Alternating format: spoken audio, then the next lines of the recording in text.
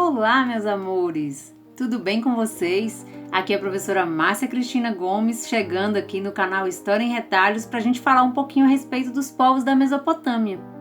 Isso mesmo! Hoje nós vivemos com tantos problemas nas grandes cidades, nas metrópoles brasileiras, que a gente nem para a gente analisar como é que isso tudo começou.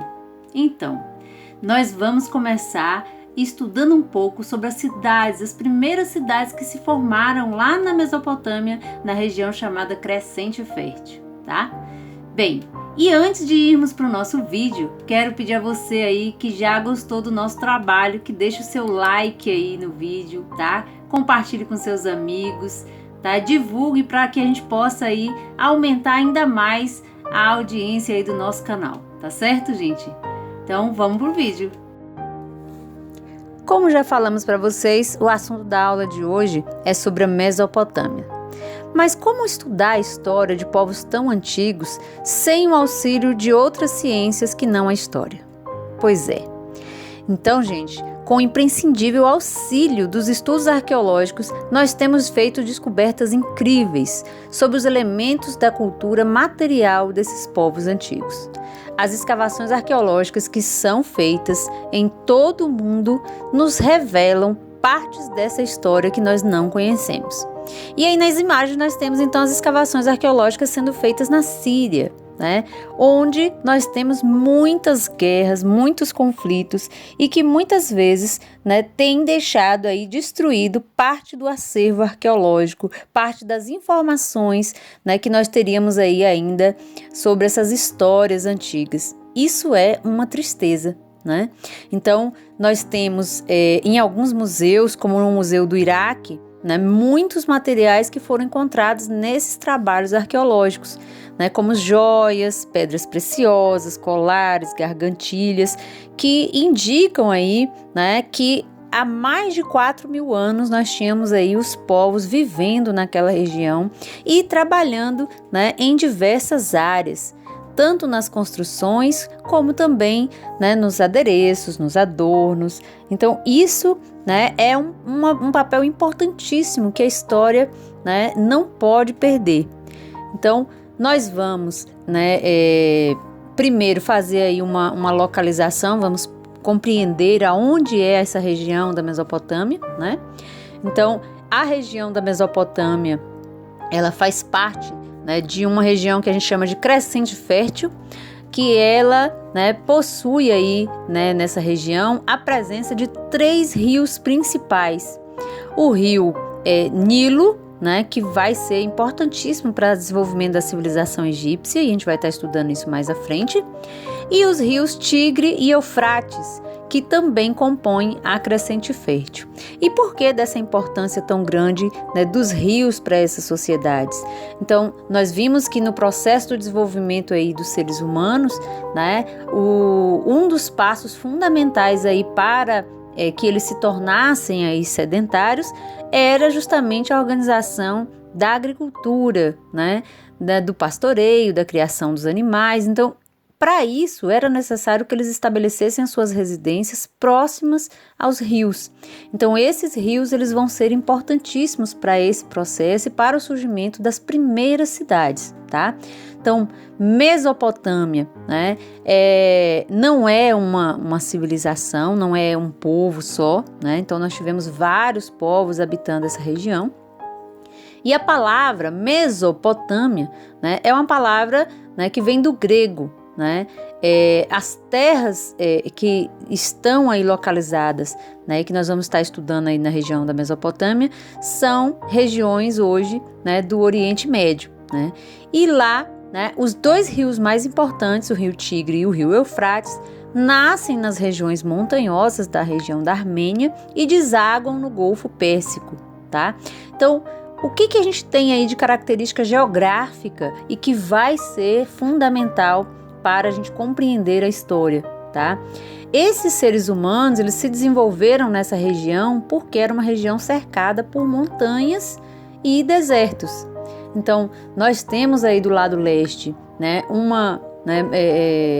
região montanhosa, extremamente montanhosa e pobre, né? Uma região pobre de vegetação, uma região de um clima muito quente, seco na maior parte do ano.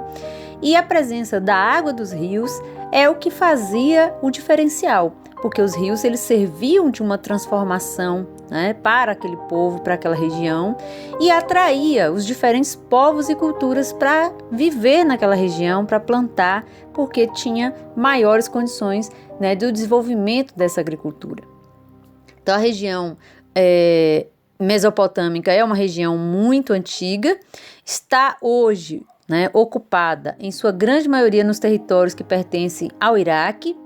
E entre os povos que habitaram essa região, nós temos aí os sumérios, os acádios, os amoritas, os assírios e os caldeus, tá? Na aula de hoje nós vamos falar apenas sobre os 3 primeiros, os sumérios, os acádios e os amoritas.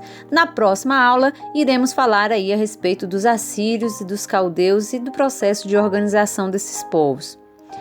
Esses povos sumérios, eles se estabeleceram na região sul da Mesopotâmia por volta de 4.000 anos, né, antes de Cristo. E nessa região, né, eles começaram então a fazer o aproveitamento das águas do rio Tigre e do rio Eufrates, aonde eles utilizavam dessas águas para o processo, né, do desenvolvimento agrícola, né, da criação de gado e para, né, controlar, né, essas águas do rio Tigre e do rio Eufrates, eles passaram a construir canais e diques para armazenar a água e também para conduzir essa água para as regiões mais distantes e assim poder irrigar outros lugares. Assim como na civilização egípcia, o rio Nilo vai ser um rio extremamente importante para o desenvolvimento da região, na região Mesopotâmia nós podemos também igualar em importância os rios Tigre e rio Eufrates, tá? Esse processo aí estimulou a sedentarização e a produção de alimentos, favorecendo o crescimento da população, a especialização do trabalho e o comércio dessa região. Então, essa, né, organização aí desses povos para as plantações, para a criação de gado, né, fez com que também fosse crescendo aí a organização da população, o surgimento das primeiras cidades, a especialização do trabalho, então começou a surgir, né, trabalhadores específicos para cada área. Então isso tudo fez, né, um avanço muito grande naquela região. Os rios Tigre e Eufrates proporcionaram o desenvolvimento das primeiras cidades mesopotâmicas do mundo, tá? Então, esse processo aí da água dos rios Tigre e Eufrates, quando essa água também se elevava nos períodos de cheia, também deixava aí, no momento que baixava o nível da água, deixava sobre a terra o humus, né? Que era, né, como um adubo, um fertilizante natural e que ia servir, né, principalmente aí para as plantações.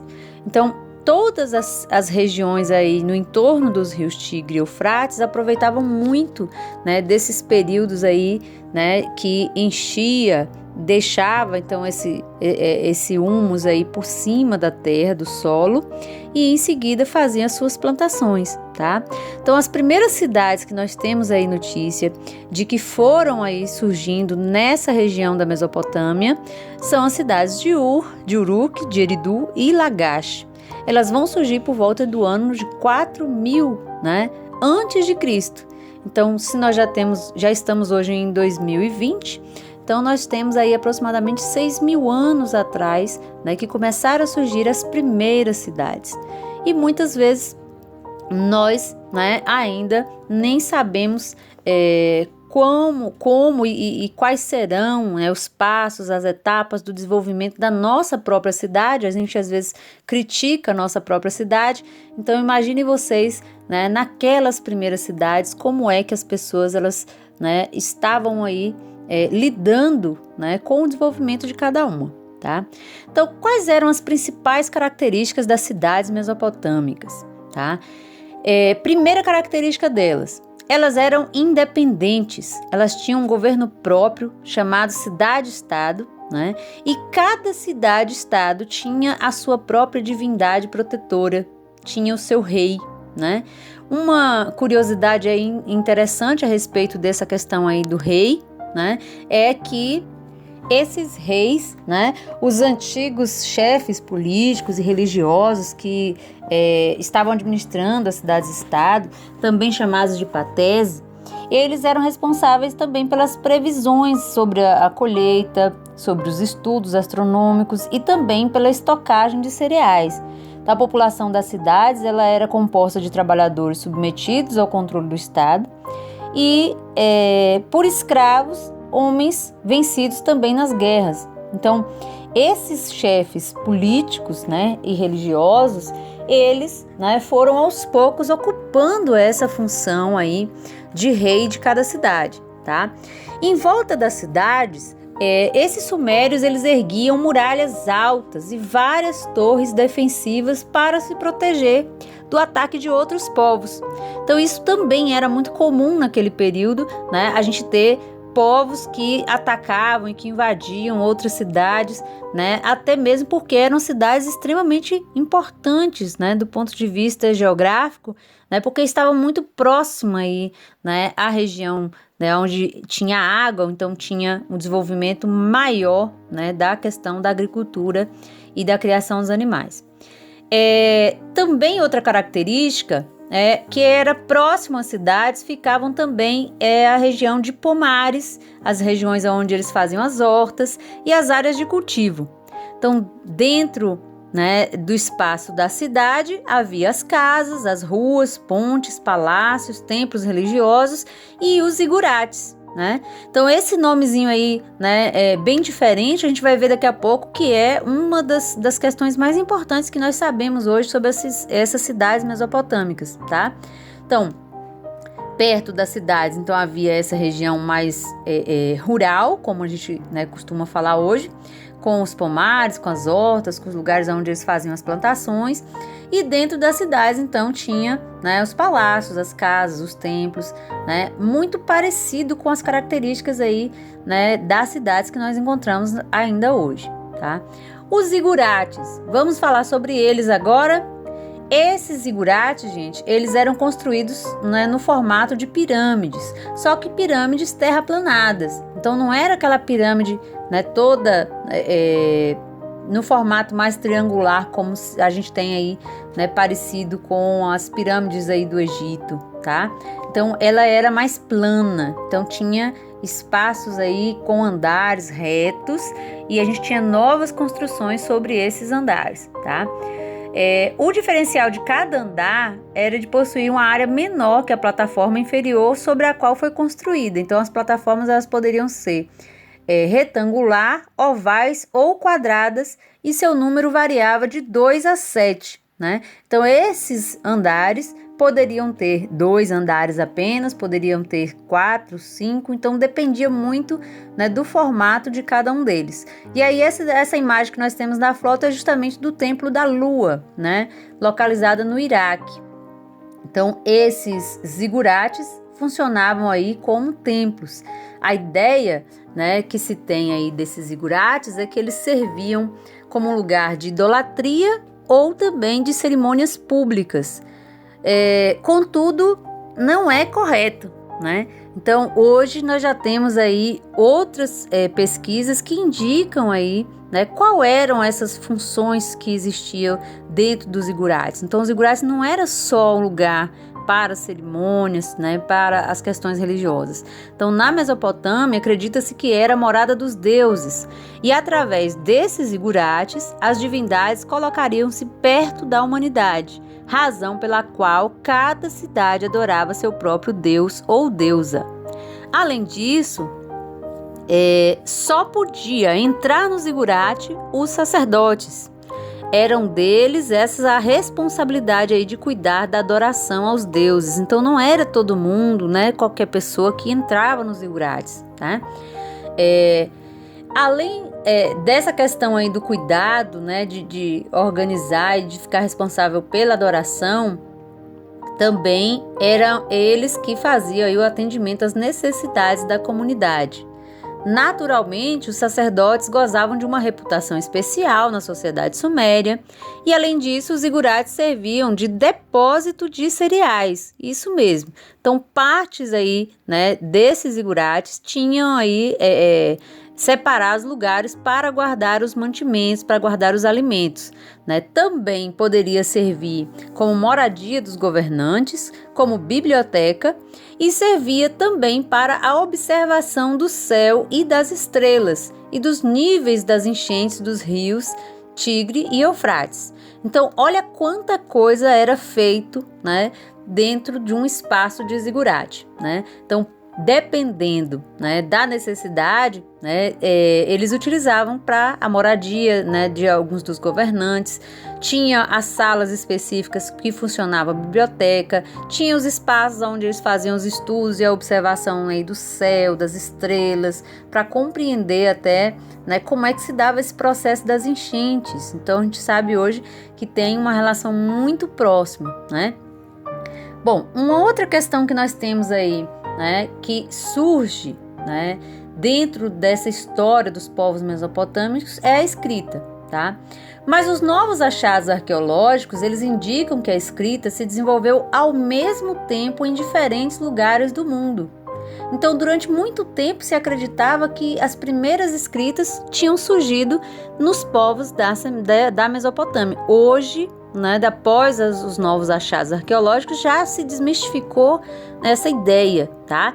Os escritos mais antigos do mundo foram encontrados na Suméria, também foram encontrados no Egito, na Índia e na China.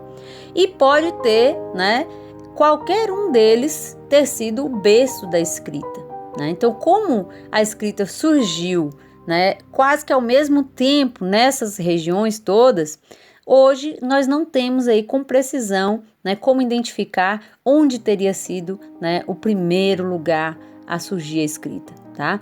Mas nós sabemos, né, o que teria levado, né, ao surgimento da escrita. A escrita surgiu pela necessidade de controlar os recebimentos e pagamentos, além da circulação de produtos.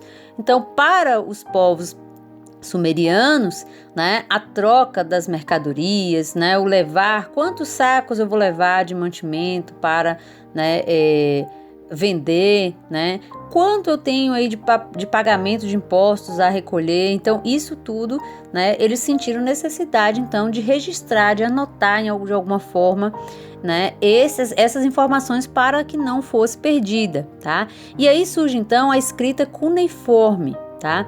A escrita cuneiforme é um conjunto de desenhos que representavam um bem, né?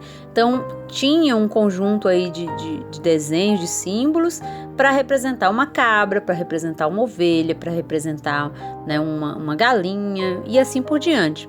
E esses sinais indicavam quantidades e medidas. Com o tempo, a escrita sumeriana foi se tornando mais elaborada e complexa, surgindo a escrita cuneiforme.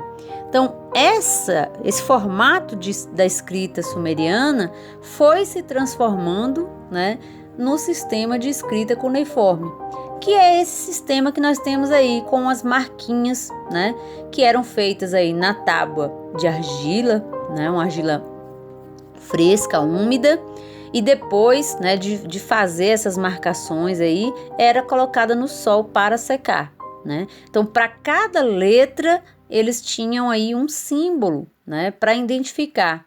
E aí um conjunto desses símbolos, então, tinha o significado aí de uma palavra, né? Então, a partir dessa escrita cuneiforme, né, eles começaram a organizar melhor, né, as suas informações.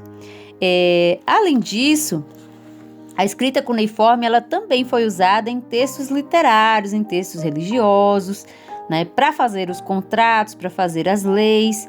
E muito do que a gente hoje sabe sobre os povos da Mesopotâmia se deve aos estudos desse material que foi, né, sendo encontrado pela arqueologia, tá? Bem, além disso, gente, eu quero destacar ainda, né, que os sumérios, eles foram responsáveis também pela invenção de instrumentos agrícolas importantes, né? Então, assim como eles tinham essa preocupação em anotar, eles também tiveram a preocupação, por exemplo, com o desenvolvimento aí, a criação do arado, né, o desenvolvimento de técnicas aí destinadas à construção, como o uso aí, né, dos adobes, né, que eram os tijolos de argila retirado aí, né, do rio. Então eles faziam aí esse processo, né, de moldar, de amassar o barro fresco, né, que algumas regiões ainda, né, se utiliza muito dessas construções, principalmente aqui no Nordeste do Brasil, né, se utiliza ainda, né, desses adobes. E no formato retangular é feita essa massa aí de barro, coloca-se para secar e depois se utiliza então nas construções. Então os zigurates eles foram construídos, né, com esse tipo de procedimento, né? Então faziam-se os degraus, fazia-se, né, a altura das construções, e isso teria, né, ajudado a construir muitos dos templos, dos centros administrativos e dos palácios reais. Bom, e os acádios, né? Então falamos aí sobre o primeiro povo que habitou as terras aí da Mesopotâmia, e agora vamos falar sobre o segundo, os acádios. Os acádios, eles conquistaram as cidades-estados sumerianas e organizou em um império, né? Os acádios, gente, era um povo semita, cuja língua tinha um parentesco com o árabe e o hebraico, e eles foram, então, incorporando as práticas e os saberes dos sumérios, inclusive a escrita cuneiforme. Então, muito do que, né, os sumerianos eles fizeram, né, esses acádios eles começaram a querer entender, a utilizar também no seu cotidiano. Os acádios desenvolveram um calendário lunar de 12 meses. Olha que a gente está falando aí de um período, né, há mais de 4.000 anos, e esses povos já começaram aí a observar com precisão essa organização aí, né, dos meses em 12, né, da mesma forma como a gente tem hoje. Os acádios eles expandiram seu território e em cerca de 2.350 a.C., Sargão I, o rei da cidade de Ácade, né, fundou o Império Acádio, o primeiro império da região. Então nós temos aí a organização desse primeiro império, né, como um grande marco, né, um marco importantíssimo para os povos antigos. E aí então nós temos agora um mapa que demonstra como é que o império, né, acádio ele foi sofrendo com as rebeliões internas e foi sendo invadido por guerreiros nômades, né, de outros povos, tá? Então, após 250 anos, essa desintegração foi acontecendo. Então, o rei Sargão I, ele teve diversas vitórias, então a gente tem aí, né, revoltas importantes que ele foi vencendo, foi fazendo expedições militares, tentando aí, né, chegar a tomar outras regiões aí, principalmente na região norte, na região leste, né, com o objetivo de ampliar ainda mais o seu império, né, mas infelizmente, né, não foi muito à frente. E aí o império então, né, foi sufocado, e aí então começa a organização de um novo povo nessa região, que foram os amoritas, tá? Os povos amoritas foram povos vindos do deserto da Arábia, venceram o Império Acádio e se estabeleceram no centro-sul da Mesopotâmia, fundando a chamada cidade de Babilônia. Os amoritas eles expandiram aí ainda mais o território, construíram o primeiro Império Babilônico, né? E é importante a gente prestar atenção a isso, porque depois a gente vai estudar, né, o segundo Império Babilônico, tá? Então, nesse primeiro Império Babilônico, né, teve o período áureo no reinado de Hammurabi, tá? Hammurabi que governou aí entre 1792 a 1750 a.C. Esse império já se estendia desde a Síria no norte até a Caldeia no sul, e a Babilônia, né, como um grande centro político, cultural, religioso, né, um dos lugares mais, né, comentados, mais procurados na época, né, teve Hammurabi, né, como líder da expansão do império e administrou com muita eficiência. Hammurabi foi um dos grandes reis, né, dos povos amoritas. Entre as principais realizações aí feitas aí no governo de Hammurabi, nós tivemos a construção de açudes e de canais de irrigação, que ajudou ainda mais a fortalecer a economia, né, dessa região. A unificação da língua e da religião também foi importante, porque cada povo, né, às vezes falava uma língua diferente, tinha uma religião diferente, então isso atrapalhava, né, o reino. E a organização de um conjunto de leis escritas, o Código de Hammurabi, né, que ficaria conhecido em todo o mundo antigo, né, como o primeiro povo a organizar essas leis e normas, né, a respeito de tudo, né, dos assuntos mais importantes, desde normas de profissão a normas sobre casamento, sobre assistência aos pobres, a viúvas, como tratar, né, cada caso, né, tinha então isso escrito, tá? E por que isso passa a ser tão importante? Porque as leis até então elas eram apenas orais, então eram faladas de uma geração para outra, e aquilo que se fala muitas vezes se esquece, né, gente? Então, a partir do Código de Hammurabi, né, se registrou isso, né, as leis estavam escritas e assim passava a ter mais credibilidade, né? Então, nesse Código de Hammurabi, né, nós tínhamos aí a base, né, dessa lei era a chamada pena de talião, tá? Que consiste na rigorosa reciprocidade do crime e da pena, né? A chamada retaliação. Então, naquela época, era comum utilizar disso, né? Do esquema da retaliação. Então, se eu, né, te machuco, né, de uma forma, você pode também, né, retaliar e fazer a mesma coisa comigo.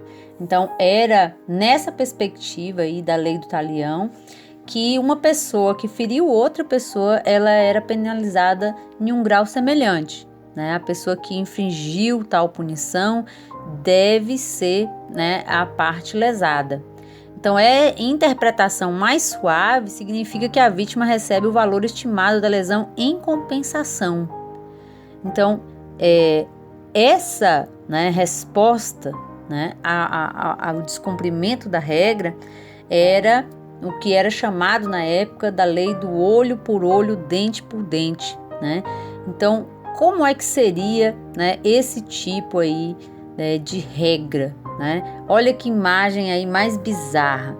Imagine aí, né, um conflito, uma guerra onde você me arranca, né, um pedaço do rosto na briga e eu vou lá e eu tenho o direito de arrancar um pedaço do seu rosto também, né? Então era desta forma, né, construída aí as leis do Código de Hammurabi.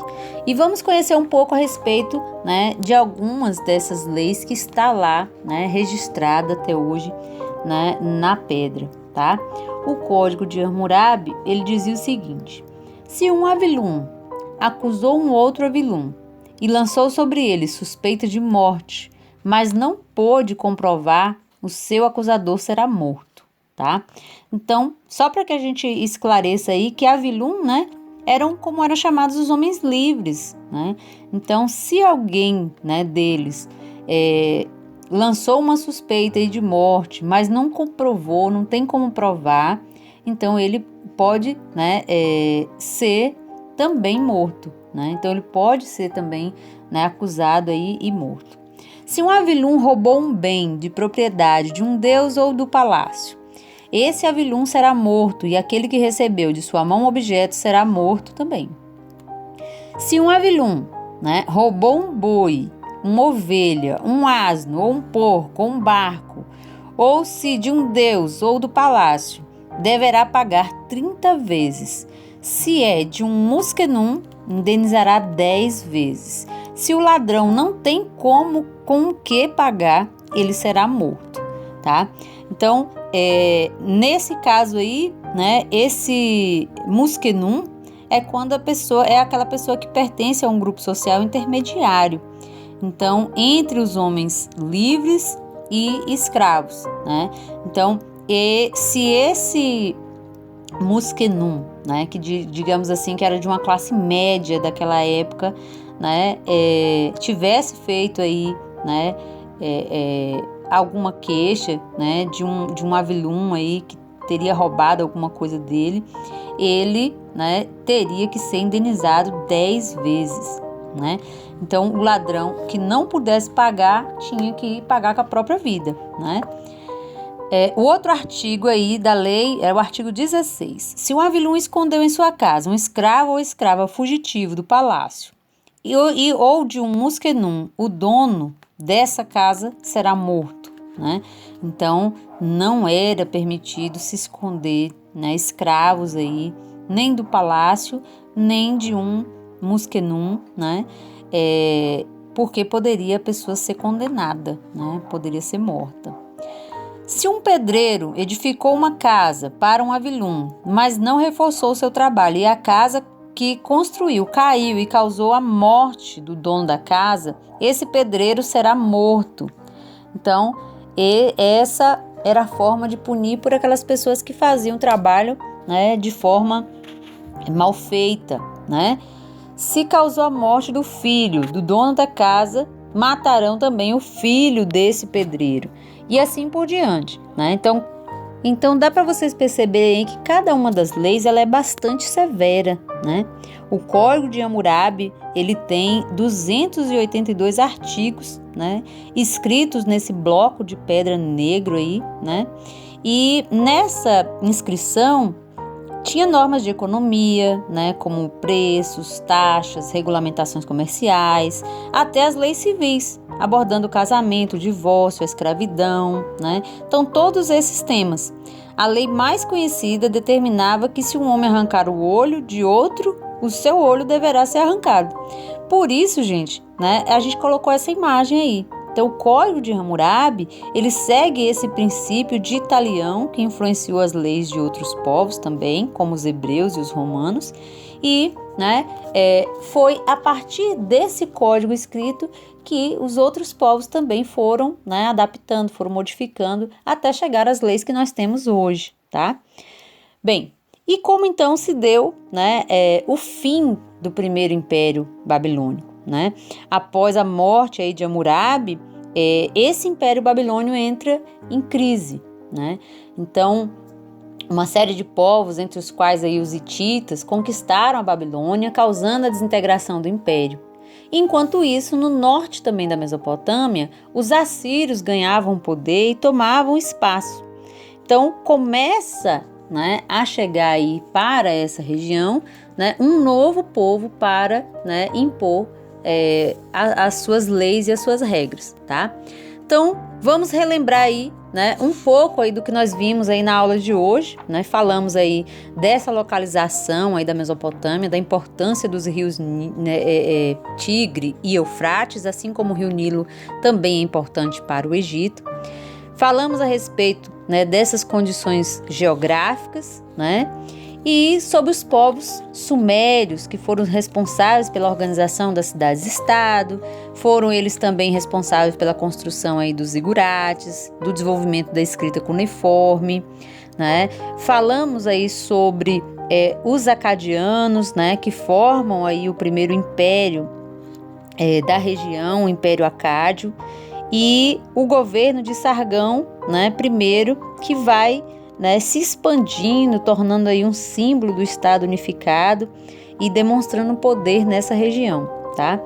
E a gente tem, né, por fim aí os amoritas, que nós falamos aí que vão, né, dominar essa região, vão também, né, se organizar enquanto um império, vão, né, ter várias contribuições, né, mas a principal delas, sem sombra de dúvida, foi o Código de Hammurabi, né, organizando as leis aí de forma escrita, né, para o seu povo, tá? E aí, gostaram do que viram na aula de hoje? Então, a Mesopotâmia, ela está tão longe da nossa realidade, porém, a gente descobriu aí que tem tanta coisa em comum, não é mesmo? São os códigos das leis aí do Código de Hammurabi, né? As primeiras fontes aí de escrita que surgiram também nessas cidades da Mesopotâmia e tantas outras coisas que nós vamos aprender ainda no vídeo número 2. Isso mesmo. Nós preparamos esse material aí em 2 etapas e a segunda etapa nós vamos aprender um pouco mais a respeito dos assírios e vamos também falar, né, de como era a organização política, econômica, religiosa desses povos aí que viviam na região da Mesopotâmia, tá certo? Então não perca o próximo vídeo. E antes de mais nada, não deixe de se inscrever no nosso canal, tá? A gente fica muito feliz em poder ajudar vocês e a gente quer ajudar outras pessoas também. Por isso, ative o sininho das notificações aí e nos acompanhe. Tchau! O nosso canal História em Retalhos vai ficando por aqui, né? Convido aí a vocês, né, que estude aí junto com a gente aí esses dias aí se preparando para o Enem. Fique em casa, tá certo? E a gente se encontra por aqui qualquer hora. Tchau, tchau!